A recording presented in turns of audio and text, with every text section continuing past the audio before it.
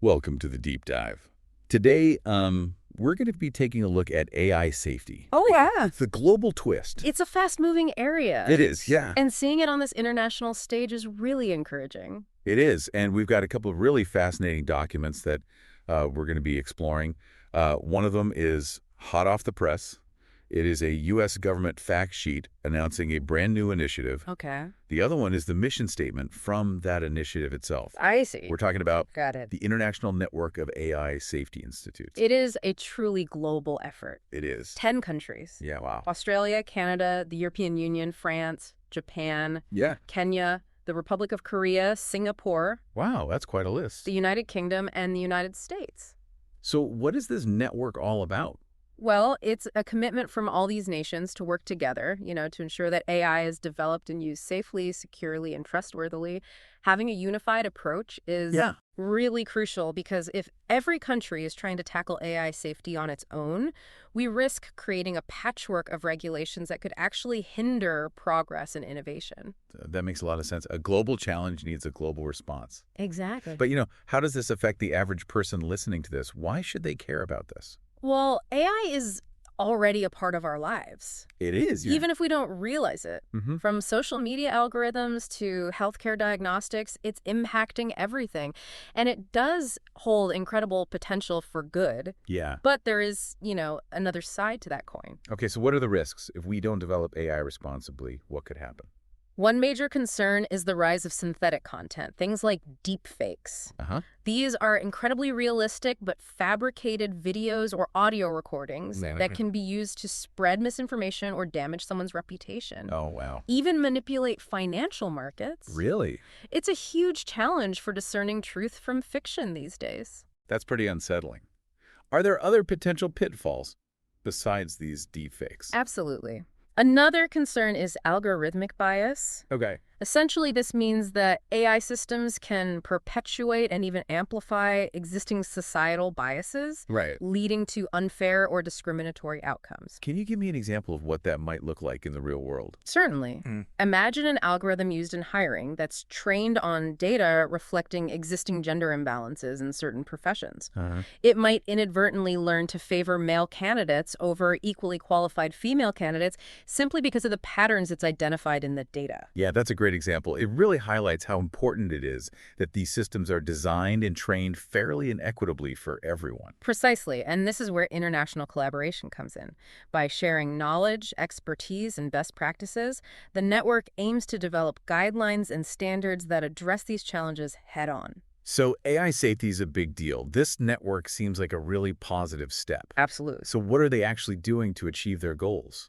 Well, their mission statement outlines 4 core priorities. Right. Research, testing, guidance, and inclusion. Okay, let's break those down one by one. Research is about, delving deep into the capabilities of advanced AI, understanding not only its potential, but also its limitations and potential risks. It involves developing methods to anticipate and mitigate those risks as AI technology continues to evolve. So they're trying to stay ahead of the curve. Makes sense. So what about testing?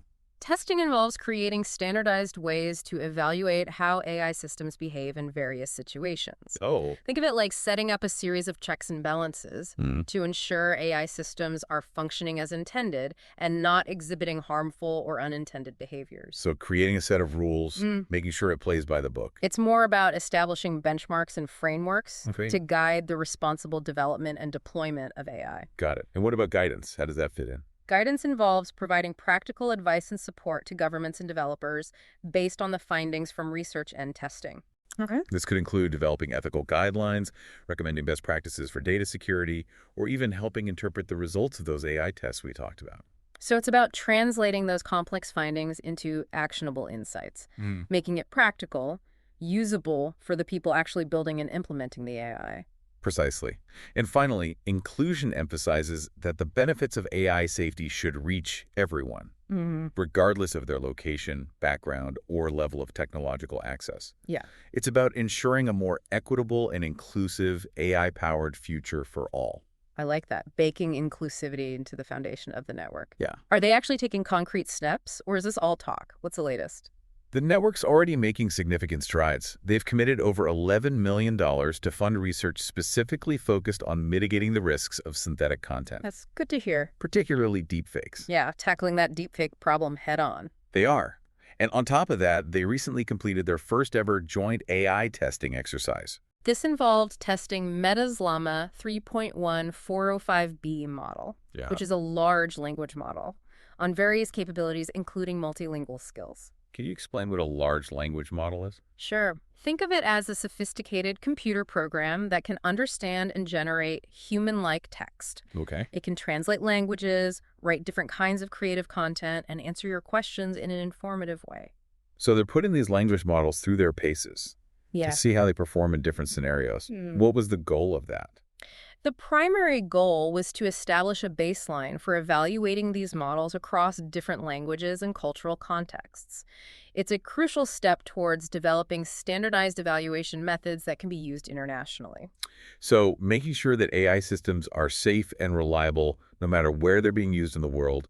Any interesting findings come out of those tests? It's still early days, but the fact that they were able to conduct this joint testing exercise is a major accomplishment. It shows real commitment to collaboration and lays the groundwork for future international efforts. It sounds like they're off to a good start. Definitely. So what about the U.S.'s role in all of this? Are they just a participant, or are they taking a more active leadership position? The U.S. is actually the inaugural chair of the network, so they're playing a key role in guiding its direction and priorities. Interesting. So what does that leadership look like in practice? Well, one example is the creation of a new U.S. government task force called TRAINS. Trains. It stands for Testing Risks of AI for National Security. Okay. As the name suggests, it's specifically focused on examining the potential risks of AI related to national security. Now, you might be thinking, national security. That's something for the government to worry about, not me. But AI's impact on national security has ripple effects that extend far beyond government agencies. It has implications for things like cybersecurity, the protection of critical infrastructure like power grids and transportation systems, and even the development of new technologies that could have both positive and negative consequences for society as a whole. So understanding how AI impacts national security isn't just for government folks. It's something we should all be paying attention to. Exactly. It's about recognizing the interconnectedness of these issues and engaging in informed conversations about how we can shape the future of AI in a way that benefits everyone. This has been a fascinating deep dive so far. We've learned about the international network, their mission to ensure safe and responsible AI development, and the concrete steps they're already taking to achieve their goals.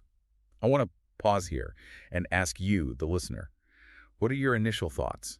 What stands out to you most about what we've covered so far? It is encouraging to see this level of global cooperation, especially with how fast AI is advancing. It really does feel like a turning point.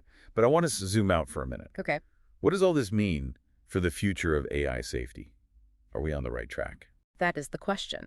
But the exciting thing is that this network is just getting started. We're seeing these leading experts from around the world pool their knowledge and share resources and collaborate on research and testing and guidance. It's almost like building a global safety net Yeah. for AI, one that can adapt as new challenges come up. And that's a crucial point. This isn't a one-and-done effort. AI is constantly changing, so the network needs to be really agile and responsive. When you say agile and responsive, what does that actually look like? It means being able to quickly adapt to new breakthroughs and challenges, anticipate risks before they become big problems, and adjust strategies accordingly. So give me an example of that. How would they have to be agile? Imagine a new AI tech comes out that allows for even more realistic impersonations of people, like even more sophisticated than deepfakes. Oh, wow. The network would need to assess the risks of that new technology. Like, could it be used for fraud or manipulation? Right, because something like that could impact elections, financial systems, all sorts of things. They might have to speed up research into detection methods, develop new testing to evaluate those capabilities, and give new guidance to governments and developers on how to reduce those potential harms. So it's about always looking ahead and being prepared, making sure we have safeguards for whatever comes next. Precisely. And this is where international collaboration is key. No one country will have all the answers. Right. Sharing that knowledge and those resources lets the network use a wider range of expertise and perspectives. Makes sense. Okay, so we've covered a lot. We've looked at the network, their mission, and the steps they're taking. I want to go back to something we talked about before. Yeah. Risk assessments Yeah. for advanced AI systems. Right. Can you break down exactly what those entail and why they're important? A risk assessment is basically a systematic evaluation of potential harms that could come from an AI system. So like identifying all the ways it could go wrong. Right. But how do you assess something as complicated as AI? Yeah, exactly. Well, it's got multiple parts. You start by defining the scope of the system. What's it designed to do? What can it do? What data was it trained on? Okay. Then you have to identify the hazards. Could it have biased outputs? Could bad actors manipulate it? Could it malfunction and hurt someone? So you're really trying to think of everything that could go wrong. Yeah, both intentional and unintentional problems. Yeah. And then you analyze how likely those hazards are to happen and how bad the impact would be. So you can figure out which risks need the most attention. Yeah, the goal is to come up with ways to reduce the likelihood of those risks, or at least minimize the impact if they happen. So you're finding solutions and building in safeguards. Right. And the network put out a statement that highlighted some key principles for these assessments. So it should be actionable. So they lead to actual steps, transparent so people can check them, comprehensive, looking at all kinds of potential harms, multi-stakeholder, so you get lots of different viewpoints involved, iterative, so they can be revisited and refined, and reproducible so that other people can check the findings. It seems like a lot, but it makes sense. It does. You want those assessments to be thorough and useful to help people make AI safer. So it sounds like this network is off to an amazing start, but what do you think the hardest parts for them moving forward will be? One of the biggest challenges is going to be in navigating international cooperation. Getting 10 different countries with different priorities, rules, and tech to agree is going to be hard and require a lot of diplomacy and compromise. Right. What works for one country might not work for another. Exactly.